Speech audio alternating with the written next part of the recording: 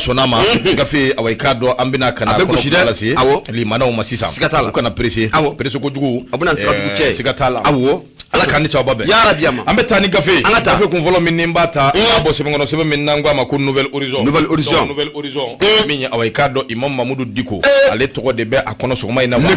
amba da min ni ale ikado ka fa na jenyo ko ni ala sonama kari dunya ina ubina wulika joke sigatala manifeste ka nyogo minya awikado meeting bilebele ko buluda ako de strategela minya awikado simasi ka paremba min vleni yelma abena awikado jamana yin ayere wa trembler la république nyini gal tomi awikado asigira ako ni jatemeneke nye mbora ma min yoro o de be talike awikado jakuluba min be na bule ko coordination des mouvements association et sympathisants de l'imam Mamadou Diko simasi aledo luka paremba aleye kunye autorité morale M5 RFP awikado otola o de strategela ko ni ala sonama abena wulika joke wulika jo min gono na minya awikado nyogon la jebele obina ke abike karido kalo kile muga ani shegi no ye novembre kalo abike awikado ni ala sonama minye teremba min be na be bako jukoro ni terem ko fo awikado abike ni wulika jo ni njesiri min vlene ni imam Mamadou Diko ni awikado abika ke abina kuma de kanyeshi faso diuma abina kuma de fana kanyeshi transition awikado o marabuma akokabi kuma imbora kajira ka fo Mamadou Diko ko abina bo kwa nyebala awikado wulika jo ani awikado balaka wulika mbe fambefe o yere kembe ba foko jegeji boni akuma tonga akuma chara kosobe Mamadou Diko ni maliko wuli la bela jerle ba don awikado haklina na mirina abo boko bi o de strategela minya awikado simasi paremba min vleni ale koni wuli la kajira ka foko awikado ale bina bo dama dogo akera maye maminni awikado ale kanga burja na kanga lagushi ni ko be kanga daka ko sodani na minya awikado interneti no be bololo ko fo o sanve minya wuli ka jo kera no fe dine tiye bow ani kado joli kene susu bow lu ko ni wuli ka joke ko no fe ka kuma dota awikado ni ka norala na manye ka fo kera minye Diko awikado ale minye autorité morale 5 juin mouvement du 5 juin rassemblement des forces patriotiques M5 RFP a wulila ni ngui awikado ni ka ngalundigia o temene ngoka buy jakulu minye rebe Diko tokola no be coordination des mouvements association et sympathisants de l'imam Mamadou Diko semasi na bo ko fo lu fana matuko kuy lu yere seben de mboka bi seben ngonna na yajira ka fo ko lu ko ni dabali bana lu mawra sabu lu nyambala bololo 120 minye awikado video mununu naw ani anyona chama ko lu kemba kala gushita kanyeshi awikado imam Mamadou Diko ako kumana oluko ni tina toko sabu awikado lobe wulika joke kata awikado ko inda bogo jeninga wa luba don ka fo ni ngui mbela jerleti dore ngalo aninta shidon olu de farafara le do nywanga yango te ka fo ko imam Mamadou Diko kwa wulela kata si awikado franci ambassadeur ma kwa no binywanye aw no ka nywanye kofe akilina ni mirina mimboro kono ko de ka awikado transition ka bo adabuluka ko yiko ko minna ko ni olu dabali bam olu ko ni madoro fo ni ngumaka no luba kombi luba konshini olu anyi awikado kiriti kila mo fana ukani nkuta uyere ka ta kabla bala kablu kamangoro ka baraka nai akuni ajetemene minye tama bilbe e wulika jo bilbe mimbe no meetingi no bina ke kalu klimuga anishegi no e awikado karido angoro ke balonda derenga no be bako jukoro ni awikado abalonda teren ko fo ku be wulilike wulili ngoni ukanubani de mebo ku be bela jelin wuli beka bo iko kono kulu sabu kurana kala awikado bike ka ala deliuke o bet menen ngoro abuy minye awikado imam Mamadou Diko kwa bina kuna fundila anulu bina nyoye waterike baku ambe doni mene ko bi ma chama mbe minu ngoni be ku yere nyiniga ningene minvle ni awikado Diko bina tamufo ningene ngonna sigate mina minya awikado autorité morale mouvement du 5 juin rassemblement des forces patriotiques awikado ko ambe doni mene ko bi kwa bina wulika joni chesiruke minya awikado ka kuma chama mvo mana sa minya awikado beba do ati munumunu kuma kerefe sirike ba diafo akode strategala ningo minvle ni abina ben watimi ni awikado jamana ko ni bi gele kono no ye gele dan kele assise national mimbe ni awikado oye assise national de fondation anga sika fo yelsa jamana yi ambese ka bla dakilena o sika fo awikado obora dogokoro kasoro malien famba be kumbe akungado luye kosobe bolengo kabuy akominya awikado jamana yi yelmali do be minu nganga ke o yelmani nu ndo awikado ka fo ofana ko ya masoro ala bo akartaro rebeti akoni alaje e ba ka fo jamana be tableau mi ko bi transition afora ko min awai ka do kaluta ani shegi ko de kanga dama andum bi kata tableau minga bi ni ka se transition am bi ni ka gun au ka watila ga halibi tamam mene shishima bo ni mbe ye fenye femini awai ka do akoko ni gelale do ko fasiri ke ba no bi talike awai ka do toguna atrori min ye nouvelle horizon o fasiri kodo ulu ya jira ka fo min awai ka do ningo be e ka do jamana bi tableau minga ko bi no be lakana kofo jongo ala akofo na abisi basaledu mata do ibi ko mi ni kati jami communauté internationale ulu fana wulile do anno fe bi anuti flikilina o temene ngo ka boy minyi politique ma do be ani jereje kulu do be ulu fana bilama awai kado wulile do ni mbeye mungu munye ni mbebe mun kofo jamana yi anga laje anga do dakile fe ka bo dakile fe akuni alaje fanga koro mingumbe imam mamudu diko awai kado ayito kene doka no be jigi yakura mo ka kene kufo wala de la culture la adoni kama ayetege fara bandaw kun ayetege fara minye moktar wan kun ani colonel Ashimi Goita na fara ko atege faru ko te ka joka faru ko mo ka fomya ko kana tafo ko mai ga niveau sabu jamana nguma ka gelen to so odu de sira ibisira kuma nya ko ijo jamana nguma ka gelen ko ndo ni jamana ngono sisa ni ko karsa ni karsa kelela ni ko anga ke sandro e ka foko beteni gawsu nywan soro gawsu bete bi yalma bete gawsu bi iba fo yoro mi tara idale bitika kuma soro yi abana be nyin ngali ko ko da kausa de afara ko do ko karla de ubien do singarla o mo fo ni bora yoro la ni tara yoro ba ko ko jako ni ngera fi aka hinala de ami ka soro fuy ngunyo jamana ngma iba fo yoro ma bitayel ma hakiko ake bagala de ba dongo wala ka sababe o kuma na sa kuma kaunde fora nunuma adoni kama minu ngoni kera so buye min yim mo kama na gbanko so ba ako awai kado ko amidoni mene ko bi itseka president soro min mabole do awai kado fo so deuna ado mamudu diko eni fo kanya shimba ndauma ako itseka premier minister soro mi awai kado amidoni mene ko bi akunza le do akasuma ako itseka vice president soro vice president mi ntashido ako ni ngoni efenye fo mami ma ado ko tigi de awai kado jamana president bi ama ka chuko minye ni ngo bela jele akoma chaman bu yere nyiniga dan faraji membe bandaw ni awai kado fanga doy ani ambe fanga min nabi dan faraji mende be awai kado ulu ni nyaje ama ka chuko coordinateur minye ni njabayi no mamudu digo kofo le parrain coordination des mouvements association et sympathisants semasi yaluma awai kado benin tableau mingambi abeka jamana yere wa awai kado nyingal tumi asigilidu yaluma bina jamana yere wa nyingal tumi ndo anga asigi tuguna atrori ayemi mvoka bon nouvelle horizon kono ne bora kuma na oyini ibunya bala nyama bonya ajaranye ne ye nouvelle horizon ne ale bla munye legacy ne ba ale samaka gerena mamu kumalndo akono o de Fortuné Sissou ale de kumalndo ako adugulente machila kaira ka foko mu France marabaw ulune en marabaw kono uka show tika fi daga kilo okonna ula kabini doni mun kama munye ba maliba koni ale mirina ne aklinauta kaira ka foko mu irisuka keleke jekulu mumbe nanka mako Wagner ku buno buldu oma ko bena fereke mu ankele munye bamanchu udaga besika bo andala tugumna patri ba ko ako kami odoni okorofo infora amunye da ko ni awula franci konna ula keranga la munye franci maraba makoro akoni tado akoni bena bara ko ni ka aketoji me ya temna ka laje wati laba nunna albi ayira ka fako angala kan anga marabaw ko ni tefeku ubulo jinkoy munye waknadi nali ko na bamako konna la ga munye makoro fene ya sigate fe munna afne bigi sebe koroso ako ibe na ka fako munye makoro wati temono na aya laini afoko na nyambulo koni ko odi muye wakner koni oma ko Francis Sorasu ko be seginga ta so amada odrama ayo ko fa muye Ashimi oma kala koni du inyina ka bena aye aboro la makoro ngani kandu ko Francis be deme takanyesi jamana ma ko uno obela jilenjo munye Ashimi kuita ama kala du inyi fana la ka benoi munye makoro akala ki kandu tuguni ko jie bela jileme fara uluka inka jamana koni ka akele na nanu ye irisuka mesile nu koni ya enfenya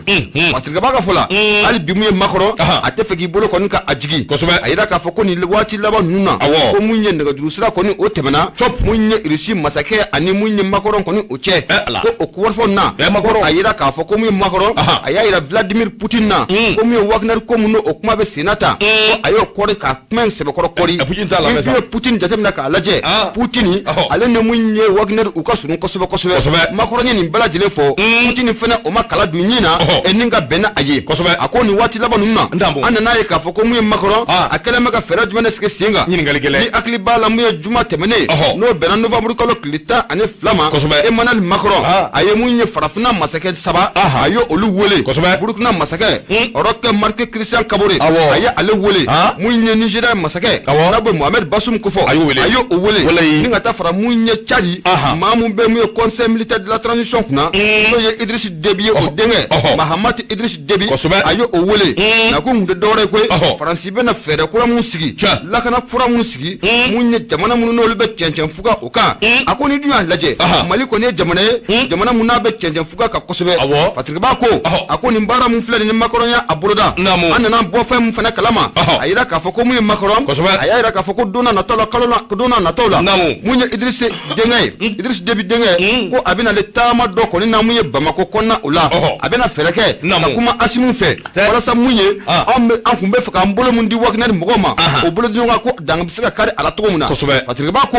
ako munye chadi masake na kunte doro o yokoi ako ni duwa jamna kala je wati temununa chadi ya ira kafo olu kon tefe munye jamana wore o ki senya ga mimye malika kelen ko ni o konna ula chadi kaw olu mirna o yo wati temununa ga munye chadi masake bi Idriss ituno adengai ko aflaga bara ko ni mun bolo daneta abena nyabulo wa walima atina nyabulo di fatiri ko no sogomada ina anya sama ka bollaga sa okona la fortune sesu ale kalim kalatike ibunya obala ndo kumanyana musa seku jabi bogar terori bete mbale ka fasirita akasebende imbe chikan kono bakari tugula ikada fo ale kala halia odb sina doni dona distratigala musa seku jabi ako bakari tugula abe bogo jenenga ako ale ko ni mai mami makala okumala sa ale ko ni kunga bara ti dore abe fronto ka papier signé ni makalati simo kalamba kwa jola ka signé baba da tuba fu nyana kuka conseiller nyana mon blue krefe abana ni ne kumba krefe wati ne kumba fo koroboro butiki tigi be ani papeterie tigi be u beka bigi ni min dalemba o ka bigi fere bakar tulama ya be papier signé bigi de bibulu enyema ngo nalache wati bela jelena o conseil nyuma de o parce que ni ami bi papier signé de bigi de bibulu e makalaiti kalama be klaka e yo ye be chatula e o here boko afla ni ya dafri yo bagare ngeleni bagare ngeleni mo so be ngono kuchuni abondo en plein vol ni de mi sawo ndo ni jate mineke akonde ne do kalo klemuga ani fla bagari ka awai kado kiri abela jeli kunganga damine o watidi ngambi doni mina awai kado ko kalo klemuga ani saba kado ka fo bara unana damine o watidi bagari tugula ani mata ani kele ndo kado ka fo min session spéciale min cour d'assises mo no be critique la mo ko fo lu ko ni kembe ko buluda ako disra tigela bagari tugula wati mi aweli la boji ninga ayi kale ki chien ka ko beke obi fe ka min da le kun awai kado nyete be nyete shini ako ni ngo imbe mi awai kado aya beta ka da ajenyogo kun fasiri ke ba ko jamfara ko ni jete mineke mer mi be na be bagine da kangono ni bora ka fo odongo saliya jara ni kado manani ikado ka fo oluka kiri okoni odado ne do sabu okiri tigera min ganga ke mi odona kuma mi don mi ko bi bakari tugula aleta awai kado odebe ka nyenyini ako tarata do kalo klimuga ani saba bakari tugula ka kiri awai kado abara udamine na hakili na jigina mata ani flado kulungono ni shinimbo de masabu ajirala ka fo je nyogon juguya ani kado ka fo fo e izaji de fo e kado uyo deke wari mugu mimbe ni awai kado adagushi badu sina abi milliard ta ani saba ana kunga 20 million kemenani ani doni abubo basirike bako akoni wari mimvle ne ninu ye awai kado a henemu ko afora chugumi burungono ni shinimbu ma chugumi ago bagari yere mingo ni tambe kanyeshin bagari ma o ye milliard konondo na kunga 20 million kemenani abi woro ani wode koni nyeshimbe bagari tugulama bagari tugula kam maminu be no yaka alafasa bawi no yaka avokawi bagari awai kado be Mamadou Traoré ko fo maître Mamadou Traoré ani maître Umaru Fofana lu koni wulika joke ka ko be buluda yalla sakiri mbise ka bwa masabu awai kado ko ko papier o kechugo ko manye nga kiriti la mo mula mere bagari tugula awai kado nindo awasigira mbe nyini ka milliard tambo bagari awai kado o de nyeshini mbe bagari ma o ya nyiniga bagari awai kado kuma minu mvlene na be ka fo ayalma iso ne ndo amawa kuma minu nu be ka nyeshima e ko chugodi awai kado ibiande milliard konondo anakunga mve ka se ka nyefolike no ya soro ahanemuni ni shimbala yalma ni shindala ni ba la kodo Bakari ko ale t'a lakodɔn bi ale t'a lakodɔn sini ale m'a hɛnɛmu ale m'a ɲami ale ti foyi kalama ale kɔni bɛ min dɔn ale janfara di maa min b'a janfa fana a ka don o ye maa saba ye a maa saba in Bakari y'u tɔgɔ fɔ dɛ kelen a ko Madu Tugula janfandi ko y'ale ka comptable ye ko y'ale janfa Raymond tɔgɔ dɔ bɛ yen o ye coordinateur APECAM o fatura o ye su ye dɛ Bakari o su ye o sara o bila o ta bɔ la Raymond on kadavere a ko Raymond i k'a dɔn k'a fɔ k'o fana sen bɛ ale janfa baw la o tɛmɛnen kɔ ka bɔ yen min ye awɛ k'a dɔn Fajala Kulubali k'o fana ye maa ye min sen bɛ awɛ k'a dɔn ale janfa baw la a ko ninnu fɛn fɛn filɛ nin ye k'u bɛɛ b'a kalama bɛnkan de tɛmɛna awɛ k'a dɔn olu ni CMDT ni ɲɔgɔn cɛ min ye awɛ k'a dɔn kɔɔrisɛnnaw ni CMDT dɔw bɛ kɛmɛjɔ dɔw bɛ 40 sɔrɔ dɔw bɛ 60 sɔrɔ a ko kɔni jɛlen don a ko tuma na ale bɛ donni min na i ko bi wari min ma verser ale ka compte la ale yɛrɛ ma bɔ min kalama n'a fɔra ko ale y'o dun o ye fɛn ye fɛn min n'a bɛ maa kama Bakari Tugula yelima fasiri kɛba kɛmɛ ka ɲininkali kɛ e ko Bakari ka ma taa école la kalanbaliya o nɔ tɛna kɛ nin ye wa sabu Bakari y'a jira k'a fɔ élection présidentielle min bɛ kɛ 2018 a ko i k'a dɔn k'a fɔ min ye awɔ i k'a dɔn décharge caman n'o ye sɛbɛndenw ye o camanba de tun bɛ yen min bɛ Bakari Tugula awɔ a bolo nɔ o de bɛ o la sabu wari ka bɔ min ye awɔ i k'a dɔn Bakari kɔni sigilen don dɔrɔn a bɛ signé cogo min a bɛ signé ten awɔ hali n'i ye mɔgɔ kunkolo dɛsɛ papier ka Bakari b'a signé Bakari ta Ganyama n bɛna mun fana f'i ye Bakari ɲintin feerela b'a dɔn wo b'a la a sanbaga b'a dɔn wo b'a la nka feere in bɛ k'o kan walahi siga t'a la dɛ siga t'o la o kɔni ndɔgɔ Bakari kɔni t'a kɛ signéli ye dɔrɔn a ko kiiri tigilamaw y'a fɔ a ye carton dɔ nana a falen don papier la dewu carton in bɛɛ la a papier min don a bɛɛ ye wari ko papier wa wari bɛɛ tɛ maa wɛrɛ ka signature ko ye Bakari e ka signature ko Bakari kɔni jɔlen dabali banna sabu o ko a ma nin kɛnɛ in ka campagne min kɛra taji minnu bɔra ka don mobiliw kɔnɔ o taji ninnu awɔ i k'a dɔn e bolo nɔ de b'u la Bakari e de y'a di o bɔlen kɔ yen mobili minnu louera e de y'a di maa min bɛ taa wari min bɛ d'u ma Bakari e de y'a di organisation in kɛra cogo min Bakari e de bolo nɔ b'a la e de y'a di mun dun tɔgɔ ɲini taar'i se awɔ i k'a dɔn foroba wari o dunni ma fo k'o ta k'o di jɔyɔrɔ ɲini wa tari tɔgɔ ɲini di a tora duruna de jukɔrɔ ji la Bakari ma kalan dɛ a ye yafa ma Bakari bɛ signature kɛ dɔrɔn Monsieur le signateur Bakari Tugula Bakari boué a signé dɔrɔn n'u ko y'a sɛbɛn ko a bɛ sa sini ko a ko signé a tɛ sɔn k'o signé o ko m'o de f'i ɲɛna ko ɲintin feerela b'a dɔn wo b'a la sanbaga b'a dɔn wo b'a la o bɛ feere k'o kan a yɛrɛ ko ten Bakari bɔ man di na dɛ a yɛrɛ ko ten dɛ ko je suis illettré o kɔrɔ ye mun ye k'a ma kalan ni ma kalan ni ɲintin da kɔnɔ ko je suis illettré ɛni gasa ko kɛlɛ la koyi je ne faisais que signer seulement cɛ o tɛ kojugu ye a ko ale tile kelen ma deli ka se bangi la ale tile kelen ma taa bangi la nin ko in na ka taa k'a bɛ taa opération wɛrɛ la Fatirike b'a ko a ko ne ye jateminɛ kɛ Bakari kɔni kuma caman danbɛ ka ɲɛsin a ma a jɛɲɔgɔn minnu bɛ yen a n'olu bɛɛ lajɛlen ka kiiri papier in ka jan kosɛbɛ u bɛɛ ye awɔ i k'a don dala ca la k'a jira k'a fɔ ko in bɛ cogo min na o tuma na an bɛ don min na i ko bi ni Ala sɔnna Bakari ka kiiri a bɛ ka continuer ko awɔ i k'a dɔn a mana kɛ cogo o cogo min ye awɔ i k'a dɔn olu bɛ ka fasiri in sɛbɛn waati min o y'a sɔrɔ kiiri kɔni a bɛ ka continuer bɛɛ sigilen don ka nin ko in jaabi kɔnɔ Bakari Tugula a y'a jira k'a fɔ ale ka ko in yɛrɛ bɛɛ la maa wɛrɛ fana bɛ yen min kɛra ale sababu ye k'ale don kaso la o ye jɔnni dɔgɔtɔrɔ Bubu Sise a ko sabu Bubu Usain Bolt o fulakɛ o ti yan fulakɛ ti yan fulakɛ taara dɛ Bakari fulakɛ kɔni taara dɛ a bɛ na fulakɛ n'a ma taa cogo cogo kiiri tigilama dɔw bɛ yen n'u wulila a nɔfɛ a bɛ na ko in filɛ cogo min na fulakɛ namani koyi n'a kun fɔra an ɲɛna ko nin masina de ko k'olu bɛ kɛ jamana in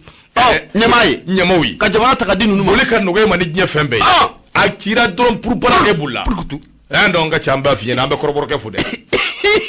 Sumelu bɛ Mayiga SBM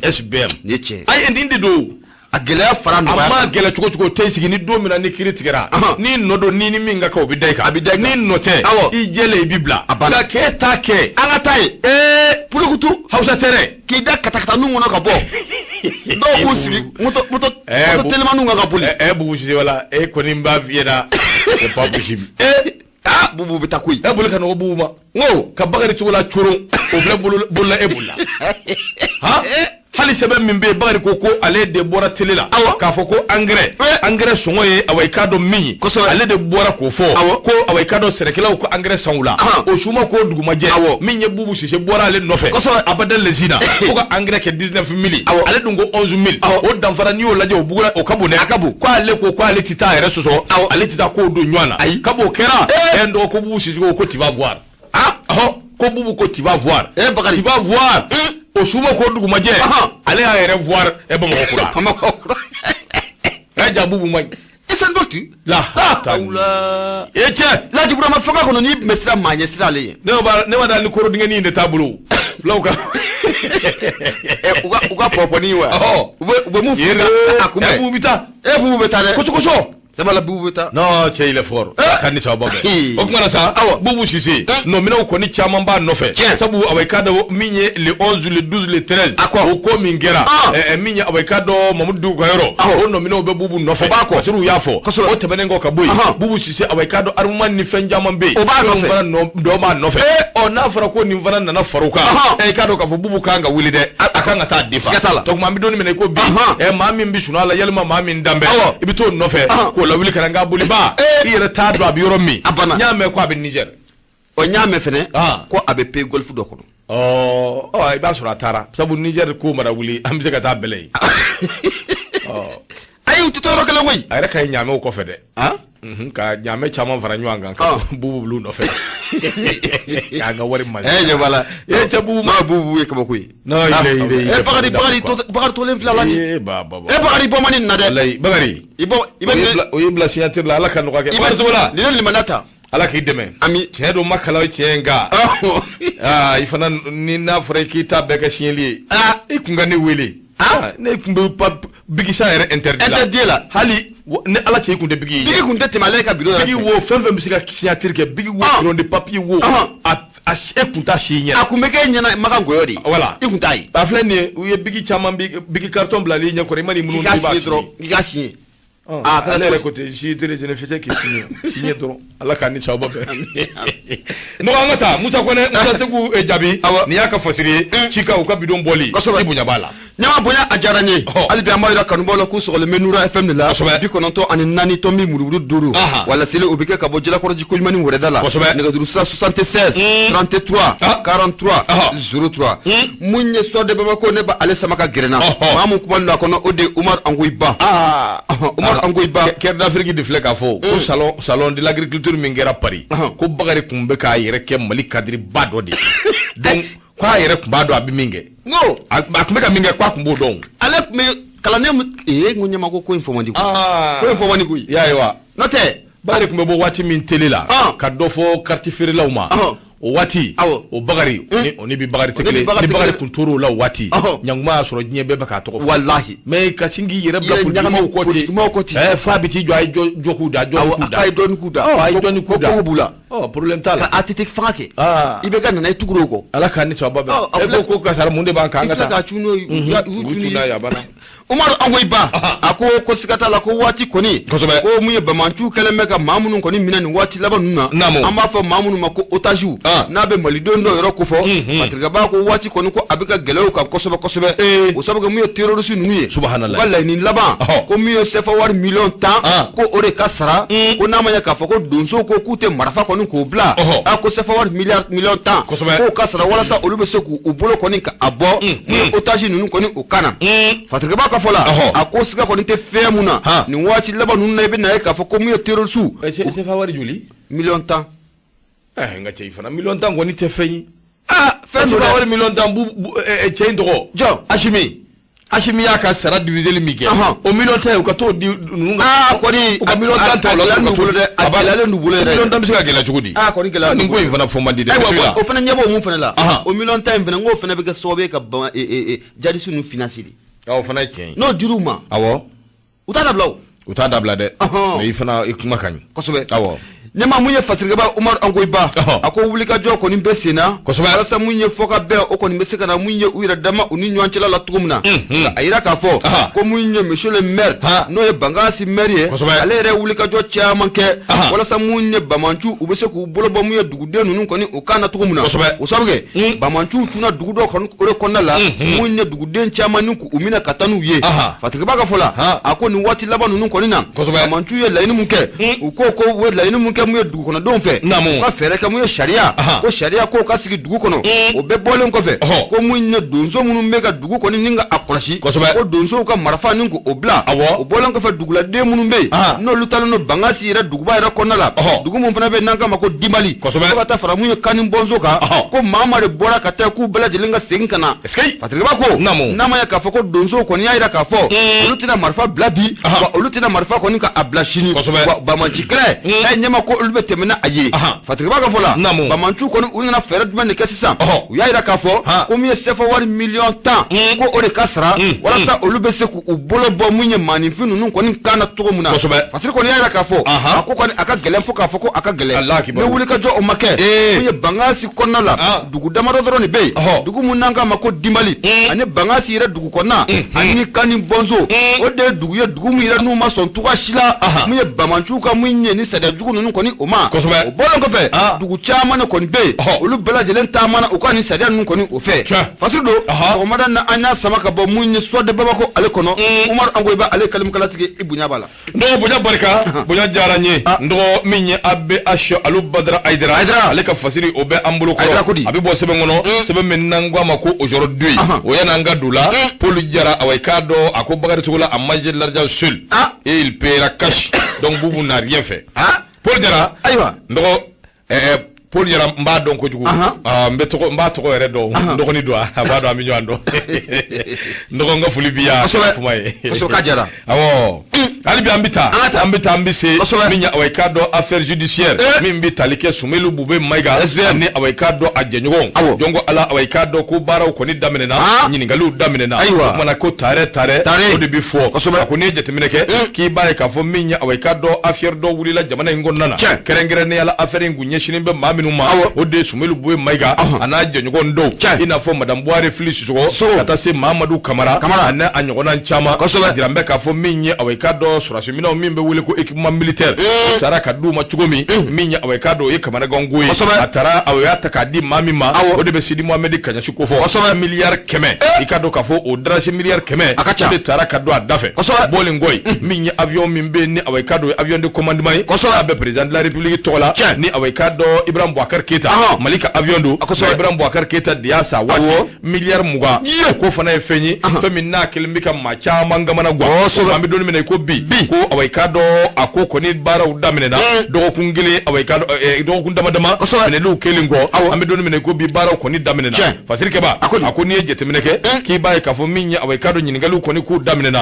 u daminɛna kunna sini an kɔrɔ kalo tile 24 san 2021 maa fɔlɔ min bɛ ni awai k'a dɔn ni kiiri tigilamaw u ye kiiri kɛra wa cita kɛ ɲɔgɔn na o de bɛ madame Buhari Fili Sisɔgɔ o de bɛ o kofɔ i ka dɔn k'a fɔ u ye ɲininkali busan misɛn ta k'a sɛgɛrɛ kosɛbɛ waati kelen na min ye Sumelu Bube Mayiga ni an bɛɛ lajɛlen ko a ma ko SBM ale fana y'a mɛn k'a fɔ fasiri kote ko kunu awai k'a dɔn le tigiri a fana welela k'i ka dɔn k'a fɔ a fana taara ka taa awai k'a dɔn a na kɛ a fana ye ɲɛfɔli kɛ fasirikɛba a ko n'i ye nin ko in da k'a lajɛ donc Ala ko in ye fɛn ye fɛn min ni awai k'a dɔn a bɛ maa kamana gan kosɛbɛ sabu min ye awai k'a dɔn nin ko in bɛɛ bɛ lajɛ Mali bɛ taabolo min kan gɛlɛya min bɛ anw da la tɔɔrɔ min bɛ anw da la ka tila ka n'a ye jamana in a wari bɛ ta ka lafu Abuja nin cogo in na o ye fɛn ye fɛn min n'a bɛ maa kamana gan fasirikɛba ko hakilila jiginna min ye awai k'a dɔn nin maa saba minnu filɛ nin bɛɛ kun minɛnen don wa bɛɛ lajɛlen kun kɛra minisiri ye ko kelen madame Buhari Fili Sisɔgɔ a kɛra minisiri ye siɲɛ 2 kɛrɛnkɛrɛnnenya la Alpha Umaru Konare ka waati ani Ibrahim Boubacar Keita o ka waati Mahamadu Kamara ko ale fana kɛra minisiri Ibrahim Boubacar Keita ka waati nka fana ye minisiriya jɔyɔrɔ 2 de fa kelen directeur de cabinet awai k'a dɔn avec rang de ministre o ye tɛmɛnen kɔ ka bɔ yen communication n'o ye anw yɛrɛ ka minisiri k'i k'a dɔn a kɛra o fana ye Sumelu Bube Mayiga min ye awai k'a dɔn minisiri a kɛra o ye Alpha Umaru Konare ka waati ATT ka waati ka na IBK ka waati k'i to la ka na awai k'a dɔn kɛ premier ministre a ko bɛɛ lajɛlen tɛmɛnen kɔ ka bɔ directeur général sécurité d'état Alpha Umaru Konare ka waati Sumelu Bube Mayiga n'o ye SBM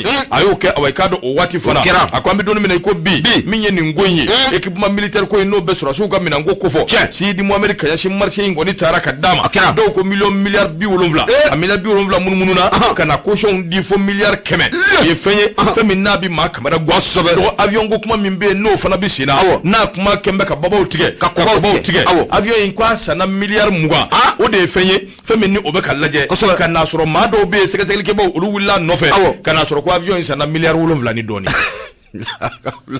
milliard tani flato anakunga mve la o dara waraku o dagusiga bo ati sakana lillahi ako malika wuli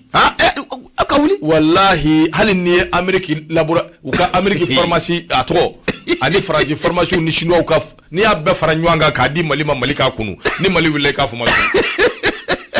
ni ala cha tuli ka tota la hawtani expertise ga ke ka foko nga chemba fie ya gosi fami ati wuli milliard tan sawa ebwe o nyami ndo akoko no parti sakana o ya te apanguru nyongo flasoro la kawula avion ebu ane ko avion do fana fufun disikai awo olu mana hal nu willa uteka tubanifa nyama la dossier chama de jamana kono ko achama ka soro avion nun na do mi nere kontana de parce que adu nere tara aéroport la wallahi ndar avion nun willa nyere nyina njo me bo akere fa do avion nun willa nyere nyina anga malien demsenu de ba kono ndo ba avion ni turu ka jigi ba fu ko avion mina turu kunjela u be klaka la ele demsenu nu u forla de nga ulu fana ka formation wari no fana forie la hawla yo gosili mun do ulu fana ka no anga na nywa nege sinon no mbalima ke do ere bala o do maiga do ay avion ke konondi na ya pousser ka ele sanfe vum abisinga blaka jigiti ne re ngulu mnengo alango ne do turala avion bisinga na date chak iba avion tatoy malie janga million forlidu kudu mais anga amara bawo de be ka la hawla ulu bi ni ka amfa be ni amfa la ilaha illa ya joli mi ka ambu be sabaka ba sisa o bena fega ankolo de ke mugum ala ka ni sababe Allah akbar ndo ni ngo invle ne akuma chara ko ba fasiri ke ba ya jira ka fo awai kado ni wari koyi ambe don mi na ko bi awai kado ni ndebe sina ma chama be minu ngodi weleledu yelma malion bi na do wari koyi bi dabulo minga wa min yimindu ani min yiminge akera chugodi amogo bodi la awai kado ni ka se ka anyedo ga ma ke chugo min awai kado minu no bala ulu ka se ka mine minu no tala ulu yere fana ka se ka bla abara ni ngoina ma chama be iba soro awai kado ko atemenu nyekoro nga kafu no bala o fana awai kado ko werede nga antikiriti la moyi ko imbe kiri de bulu no lu ya bla dagu mina ni ala sonama awai kado awon babla dagu hakili na jigina minya awai kado ma saba minum vlene no u trofora abekum minena awai kado be kasola ina fo minya awai kado SBM minya madam boire flish so ani kado Mamadou Kamara ni mbebe bulula ni wati sire joni abe ashi awai kado akasibendu aujourd'hui awai kado aboro kono nyama ni abe ashi aujourd'hui ni ale bla abashi angorokei aujourd'hui Mali awai kado o nyamadu amba fuka walinyimando sanga ani wati nanyi abashi fu ambe fulla si angoroke mashirifuke mi yere be fana be anfe ya ndo soma ina anya kibare o soro ka fo abiash aka musoroba ala ya ka kalfa minala ambe do oke ala ka daro nema ala ka frasla ambe kalfa junior fu ka walinyimando ambe sambufu ko sambu makwa kulubali okmana halibi angata nyama albi ameta nouvelle horizon ne ba ale samaka gerana munye mamun kuma ndo kono ode toguna atrawule toguna kodi toguna atrawule akokunu malidom bela ka kibari akura mun koni ko ome kasula de mumbe na kume kasula na be adama sangare na ba ale kofo adema tondенtewa kasula ma balla femuna ko munya adama koni ko ablala awo fatreba munye toguna atrawule akoko hiningal lebeke ni ya jamna ka laje adema ale ye parti belebele fana ye enfenya jamana okonna wa munya adema adama sangare ko afanga ka bo akono foka foko afanga akabo akono ni wati laba nunduna anga jamana nyama akamirina na aklina mumba ala ode malidom bela jele mesega faranga ngatugumna patriga bako odela ko nyingali tomi abesigi ko sabiga munya adema ye uko ku beta siga foina jamana nyama ye siga fo munungo labe ko olubeta ala ka patriga bako ku ukafu ku beta ala ko eko munya adama sangare blale ko obela jele to oko konna la wa ko nyingali tomi ko abesigi ni ngali kasigi ga fatriga ba koni ya ira ka fo siga koni te femuna jabana fama no ya ashim kuita mirina ni aklina mun koni obala munya malido ambela jile msiga sigi dakelen fe tugumna amsiga bo dakelen fe munya adema chebai no de adama sangade kunu akoni ira ka fo ko munya adama ko abora kaso okonna ula fatiga baga fola ako mado ya ira ka fo ko munya adema ko adema ya ira jamana fama na ko wala sa amsiga ta siga fo ina tugumna siga feren dabali ki adama sangade ka abo kaso koni okonna ula do fene ya ira ka fo ko munya adama ko femu ko amangene fatiga ba koni ko ningo nungulu adama ta na chane adama koni alibi na betade abena amangene akabla obifunga sa nga purke ninga ke fa adama kabla o fana ya kuwere no fana jono ma o fana ya kuwere de aywa o jamfaye de o maine aywa ayo koni jamfaye o kosobe bismillah nyama fasiga bako muye toguna atrawle ako sangani wati bala jilena ibe na ka fako adama sangare abe mine abe bla atekiri fasiga bako ako munye kiri bomu no dala no ni wati labanu na munye bagar togula alega kiri ga ka kiri bomu na olde kiri bonye kiri bomu ne akrangalo no mamunu nye jamana nafulo ninga ngenemu ninga kelle murubaye ka abe ukele nama oluka kiri ore kenga ke okiribo okonna ula ma chama akilla ko nin kiri bon keneka ko munya adama sangare ko siga ko nte famu na ko aka dossier ko ana goshi ko soba muya tawali usafe ga fatiga bako anana bali fa nyumana munya osigi munabe senan watina nabe kurda special ko fo ibe na ka fo ko muya adama sangare aleka dossier ko amaya Allah fatiga bako fala albi akoni ya jitemna ka laje munya adama sangare nete minto efena tukune awo deuxième amina ata fait dron nti déranger ni bium voilà kana déranger bi quoi nti déranger de ga na le do ibasoro bi kadi fatiga bako ako obenata tebena ko foka boy anana bali munye kafo kiri ko nimbe sena adama togo ma ya Allah o ye kamana gankwe anana bali fe muna kusuro ko adama ko bolo ko ko abor akana kablala kosobe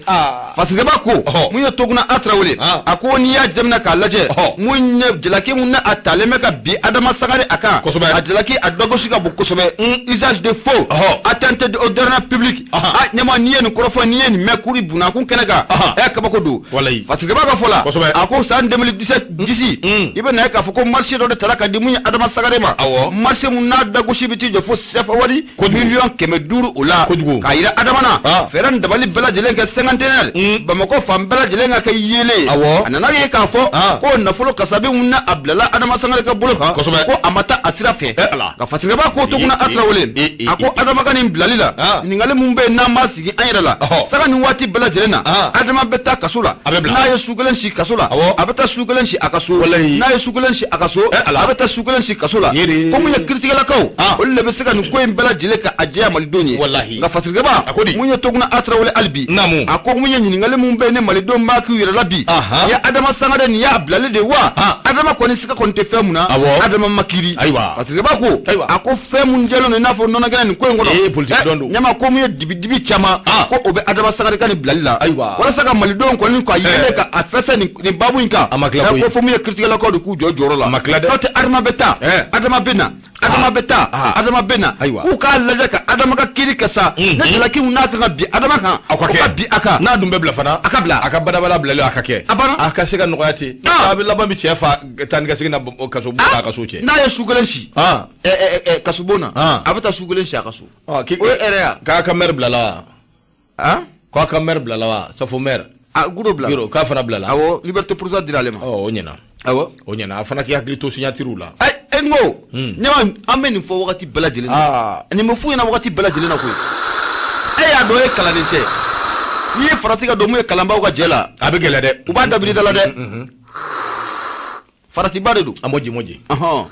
amoji yumi tin jara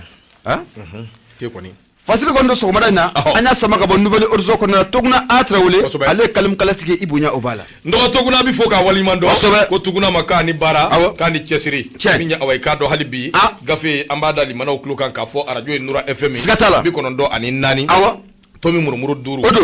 aw bela selika ka boko nyuma ni were dala afleni awai kado jela koroji stratégie ni mogo bana 76 33 43 03 ande me bo bebi fu be wali nyuma ndo anga page facebook minu mbe kan aname zenu safe minu yere fana be nu be awai kado anga play store minu banga application safe ikaro ka fo ambu fu ku wali mando ndo 94.5 malien de umbe kan na me fambe fe so se basigine kitama ka ni chesiri ka ni wulika jo aida che ndo minye kuna funi halibi ambita nai Nura FM minye awaikado ambita nyoro nantarai awaikado minye Demba Konte Demba Kodi Demba kumana nyoro ako anga bilibile dobe no ye Sayyidina Ali Haidara alaka ina shirifuke ndo ala ya miniji ala yo doya ako nyoro shirifuke mbuye awaikado akumana hakilina ni mimbe ayofo jangu te kanyeshi mingera awaikado Sayyidina ere fabai akumana awaikado kala haliyauka akuni jatemeneke nyoro shirufuke mbuye Haidara odenge mimbe na be Sayyidina Haidara kofo Sayyidina Ali awaikado okoni oyenyeto akera Tunisie sabu awaikado akunjugira mara mafendo be noye muruye awaikado anake ayere kerefe madobe ode muruye awaikado oturala akashu konye bela jerle kera awaikado arabado kalo klimugwa aninani noye November kaloy akoni ngene inga minya awaikado kodo be kabuni kulubo nywana mbuye yere ayo luke jango te kanyeshi kamalini manno kera awaikado ko ingebai akodi siratigala kalo klimugwa aninani macha mambe no lebuye kanuboyi malinya mo awaikado luko ni yere ningene ingonnana kerengere ni yala minya awaikado mbuye Haidara awaikado aleka ningene bai gera no ye Sayyidina Ali aleka awaikado ntayali kene akodi siratigala ibai ka fo kene inga minye ministre de la santé développement social awaikado madame Jaminatou Sangare kumbi kene ngona affaire religieuse no dine kufo awaikado no ye Mamadou Okone ale fana kumbi minye awaikado Umaru Jara no fana yanga ministre o fana kumbi fo kata se colonel Bama no be awaikado Ismail Wage kufo ministre de la réconciliation de la paix et cohésion nationale fana kumbi accord de paix awaikado ko bebe ale de boulot akokene ngonnana minye Mohamed Ould Shekina Haidara ni be kwa mako mbuye ye awaikado kene indeta awaikado yalsa kasika nyefolike mo bisika formeli sura chugo mi ako afora lenyina kafo minye awaikado kera Sayyidina ofa bai kwa fora lenyina ko fatodo kwa le ko ni madili ka me dongilin dakele ka fo kwa le ka yoro la ko fato awaikado ka le no bi nywambulu yoro ina ka le madili ka me akoni njemi mfleni ina fo barakela to minum bi barake obe awaikado abisa woro bo ko so ere babulu no e shambruye awaikado ko mado abaka nyena tike ke normalement fo dengilin te mi ma bisika fo ko mimbe ala ko no ya soro fato de kundu ko fo wati mina akera so we ka Sayyidina fa o kofe ni fa donala ka le koni tse ko fo nga ko kata se ya ni Sayyidina ka fa ki ka do ka fo ko fa ko ni ko kunte kamale ni akoni njami mfleni wati na banana ma mimbe awaikado chesirike ka wulika joke yalsa bisika kena chugombi ka furo nyini ka dama ki chesira ka kula ko sobe ko de Sayyidina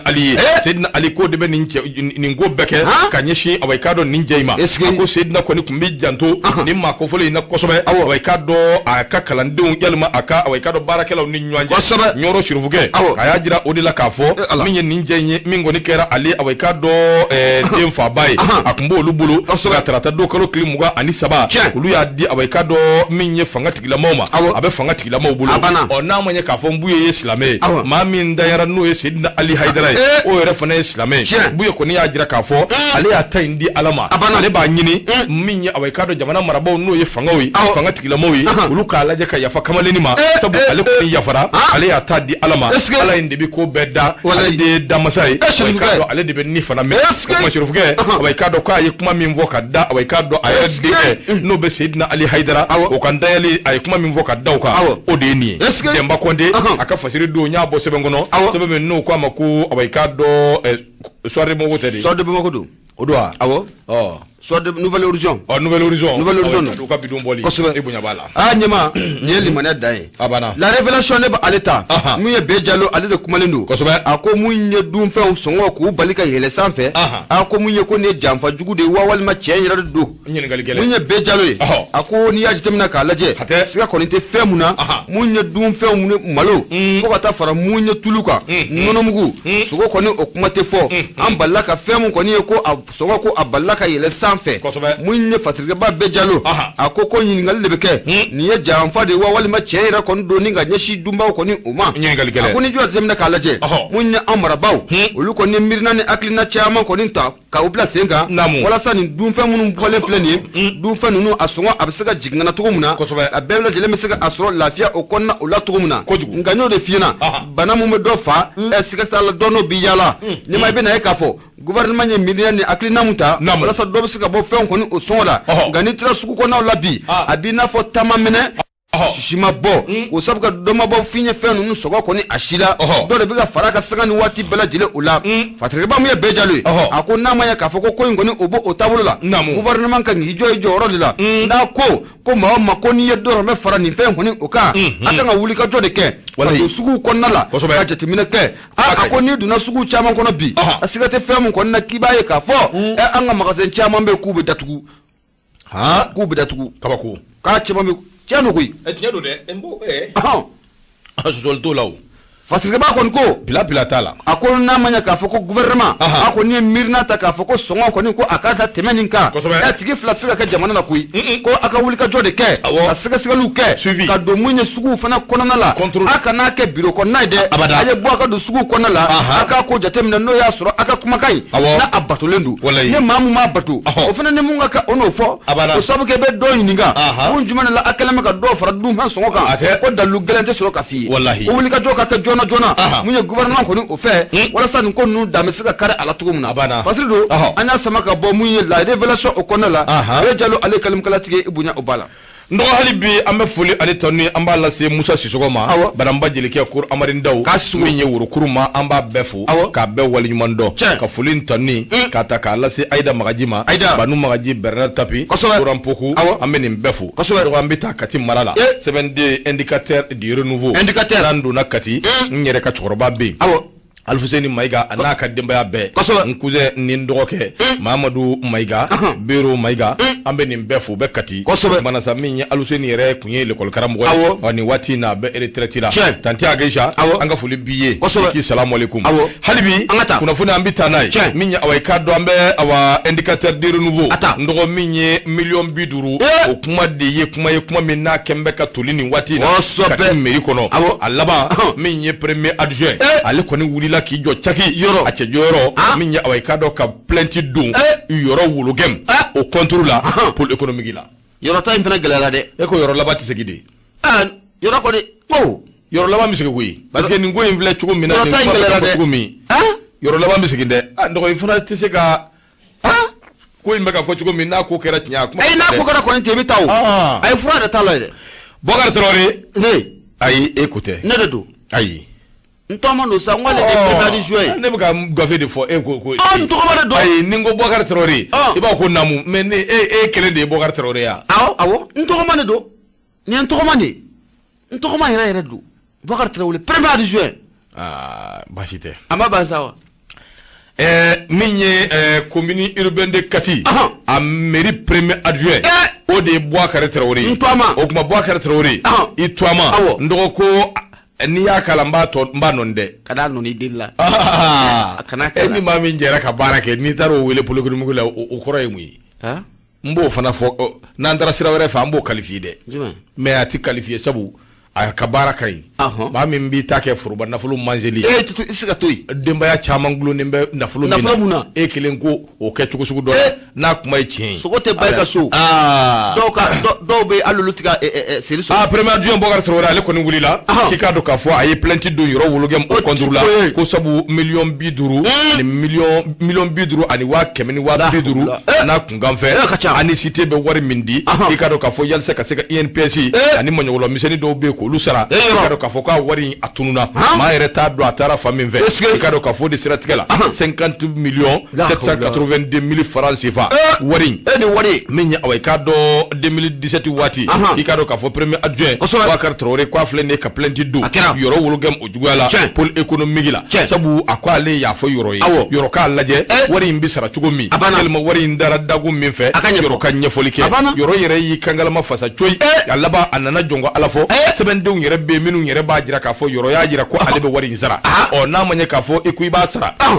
délai dira délai kun ye 11 novembre de tɛmɛnen o kumana sa ni ko ma taama mɛnɛ sisima bɔ premier adjoint ko n'o don awai ka dɔn ale kɔni bɛ wuli ka jɔ kɛ taa ko in da awai ka dɔn min ye kiiri tigilamaw olu ka bolo kan sabu maa dɔ bɛ yen min bɛ se ka ko in seereya o tigilama fana o y'a jira k'a fɔ ko ale kɔni b'a seereya wa ale ti tamakiya ni kiiri tigilamaw y'ale wele don o don ale bɛ t'i jɔ tiɲɛ ye min ye awai ka dɔn ale b'o fɔ sabu min ye mairie baarakɛlaw u bɛ tɔrɔkɔtɔrɔkɔ la mairie baarakɛlaw u ka AMO n'u ka UNPS a ko kɛ m'u bolo kɔlɔlɔ ye maa kelen ka sɔrɔ wari dun awai ka dɔn a bɛ n'a kama ni maa kelen sɔrɔla min b'o wari mansi ndɔ ka dɔn k'a fɔ k'o ye kabako da yɛlɛ a m'a kɛ cogo cogo Boubacar Traoré ani ka dɔn comité syndical min bɛ yen min bɛ Kati mairie tɔgɔ la olu kɔni wulilen don bi o cɛsirilen don ko ni Ala sɔnna a ma bɔgɔ jeni u bɛ taa n'a ye ka taa min ye awai ka dɔn pôle économique yɔrɔ wologɛm u bɛ taa ka ko da awai ka dɔn bɔgɔ jeni kan nin ye yɔrɔ taa tɔgɔ tuguni wa dɔgɔnɔw ye n balimaw ye n sinankun don an kana ɲɔgɔn nɛgɛn dɛ kosɛbɛ dɔgɔnɔ depuis u murutira ko k'a bɔ kadoya la k'a kɛ dɔgɔnɔ ye a ɲumanlama ma na n filɛ k'a f'i ye dɛ cɛ don dɔgɔnɔw ka to kadow ka to kadoya la a banna kɔrɔ bɔrɔ wo ganji bɔrɔ wo i mana fɛ an b'a laminɛ mais ka wuli ninnu de nana Bamakɔ yan u lotisera dɔrɔn u ɲinɛ n'u yɛrɛ kɔ ni ko min ma kadɔ bɛ o bɛ bulukuru bɛ wuli nɔfɛ o ye hɛrɛ wa o ti hɛrɛ o dɔgɔ fo yɛlɛma de ka don kow la an kana an ka ko kɔrɔ ninnu an kana olu to yen koyi k'an ɲɛw yɛlɛla ni min nana Bamakɔ ka palais de la culture ye ou bien ka hôtel de l'amitié ou bien CICB ye o ko ale taara Amérique ou bien ale taara Faransi awa gɛrɛ i bɛ yafa ma ne b'a dɔn e bɛ taa ye o i bɛ yafa ma n dɔgɔ kadɔ kɛ i bɛ 200 d'a ma i bɛ san 10 kɛ marque k'a la i bɛ n'a sɔrɔ wallahi ni tun ye tiɲɛ a b'a nɔ la nin ye tiɲɛ dɛ wallahi de Ala ye wallahi tiɲɛ don n'a fɔr'i ye k'i jɛɲɔgɔn ye kadɔ ye o b'a fɔ ko alhamdulilayi i lafiyara kosɛbɛ mais dɔgɔnɔ denmisɛnninw sala wa ne bi tɛ kelen dɛ ka yɛlɛma dɛ o ne bi tɛ ko ma tiɲɛ hali bi a bɛ yɛlɛma de ka don kow la kosɛbɛ Ala k'a ni sababa bɛn ami kosɛbɛ an bɛ dugawu kɛ Ala k'a ni sababa kɔni bɛn ɲɛma waati kɔni a sɛbɛkɔrɔsi sɛw ma a kɔni a gɛlɛyara wallahi ɲɛma ɲɛ b'a la mairie ninnu kɔnɔna a sera waati kɔni sera koyi sinon dɔgɔnɔdenni an ka baarakɛla ni ye min kɛ n kun bɛ n'o tariku f'i ye o ka su k'o fɔ a ye an ka sɔrɔ ka taa ka samara min ye samara bila frigo kɔnɔ a kɛra dɛ ayi o kɛra o kɔni ye wulibali yɛrɛ de ye ayi bloc t'a la dɛ ayi o kɛra ayi o kɔni kɛra o kɛra Bafunɛ min ye bagi sɔrɔ sisan o fitinin kun bɛ yen o ka samara ni ye o ye a bɛ tunu dɔgɔnɔdenni bolo samara ye o ye a bɛ tunu Gafujɛma ko a ma ko pourtant samara in kana tunu bilen dɛ a dan ka kɛ nin ye ni samara tununa i bɛna sɔrɔ yan a banna o sufɛ mɔgɔ fitinin taara i da yɔrɔ min dɔrɔn a y'o ka samara ta ka taa samara dogo frigo kɔnɔ a ma frigo f'i ye fɔlɔ a taara samara dogo sɔgɔmada fɛ a taara sugu la ka taa nanw san samaraw ɲinina ka dɛsɛ samara ma ye a nana kuma min a ɲininka ko samaraw bɛ f'a bi yɛlɛ k'aw ma fɔ ko samara kana tunu a y'o de fɔ ko fo ka diɲɛ wuli ko samara kɔni tɛ tunu a tɛ tunu abada ko samara bɛ min a taara frigo dayɛlɛ yɔrɔ min yɛrɛ bɛ congélateur ja a kelen bɛ ka samara ni 2 sori a tɛ tunu filɛ ka kabako f'i ye a tɛ tunu nɛgɛ min bɛ kɛ ka glace wuli o de kɛra ka na samara ni wuli f'u kɛra morceau ye k'aw glace f'u kɛ morceau ye a tɛ wuli a tɛ tunu bilen o la o M'aw fa ya a tɛ tunu bilen m'aw fa ya kosɛbɛ Ala k'a ni sababa bɛn dɔ ko waati sera a sera kosɛbɛ an bɛ bɛɛ lajɛlen fo k'a bɛɛ lajɛlen waliman dɔn sini Tunkaranke kɔni a kɛnɛ tɛ sigi ni Ala sɔnna a ma de dugawu kɛ dɛ kosɛbɛ an ka Ala deli Tunkaranke kɔni an famana k'a kɛ a bɛ sigi a kɛnɛ ka sigi sini ni Ala sɔnna o de y'an sago ye siga foyi t'a la Tunkaranke kɔni n'Ala ma baasi wɛrɛ kɛ ni walawalala n'u y'a se ka Orange Money Western kɛ an bɛ dugawu kɛ o bi walawala sinon maa tɛ jigin da o bɛɛ kan koyi baara kɔni bɛ kɛ o sisan donc o b'a sɔrɔ mun ye duman ninnu parce que ne b'a dɔn e ka bana in caman ye miɲɛ de ye miɲɛ don miɲɛ de b'e la o tɛ yan wari tɛ sɔrɔ la o an b'a fɔ sɛfan ni sagafaga ma voilà miɲɛ de b'e la